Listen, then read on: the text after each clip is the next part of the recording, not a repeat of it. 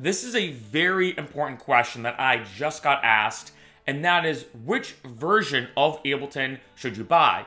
I got this comment on my video when I compared intro to standard to suite, and on that video, I got the comment saying, well, Mark, this all makes sense, but which version should I get? Which version should I buy?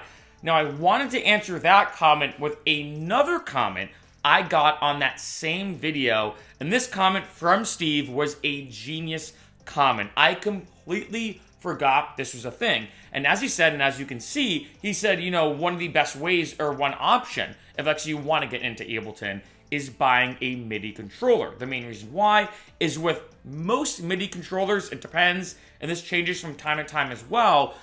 With most MIDI controllers, Ableton Live Lite is actually included for free, and the only difference between Ableton Live Lite and the intro is you only can use 8 tracks as opposed to 16. Quick side note, you may be wondering, well, what does tracks mean exactly?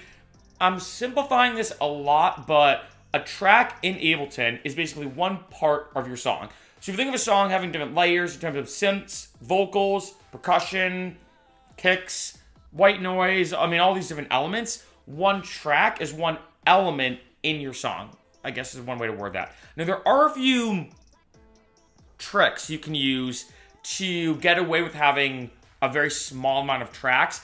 Maybe I could do a video about that, but overall, I feel like this is the best way to start. This is the quote-unquote best version of Ableton you should get, because especially in the beginning, having a MIDI controller, to have that piano there to play out, and having maybe even some of the pads to play some drums on, having that in front of you, I feel like makes it a lot easier, especially in the beginning. When I first started making music, I had a few MIDI controllers. I had like a big 88 MIDI keyboard because I'm a former classical pianist. I had Machine as well. I had the Akai LPK25, so like a very, very mini keyboard and whatnot.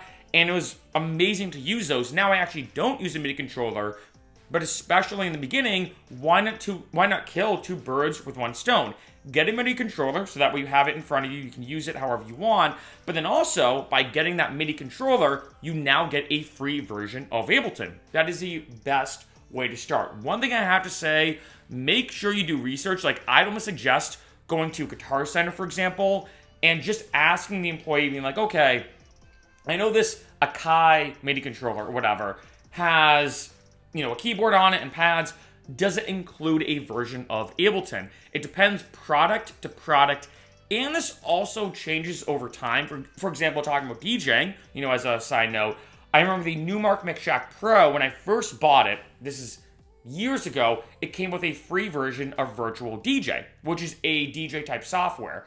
Now though, the Numark Mix Shack Pro comes with Serato, so it's changed the type of software that's automatically included. Now, I don't know if other MIDI controllers are going to do that too, where it's like, they originally had Ableton Live Lite, now they have Logic. Honestly, I don't know. But again, going back to Steve's comment, it's the best way to start. In addition, as he said as well, let's say you start with Ableton Live Lite, you're crushing it, and you're like, you know what? 8 tracks, it's too little, and I'm not going to lie, as a side note, 8 tracks you can fly through those in 2 seconds. But anyway, let's say you're like, you know what? It's just too little. You can upgrade to standard or to suite, and it's cheaper. Going from, let's say, intro or the light version to standard or suite is cheaper than just buying suite or standard all the way out, if that makes sense. Upgrading is cheaper than just buying completely cold, so to speak. So I'm telling you, the best version of Ableton to get is actually Ableton Live Lite, and is typically included for free with most MIDI controllers.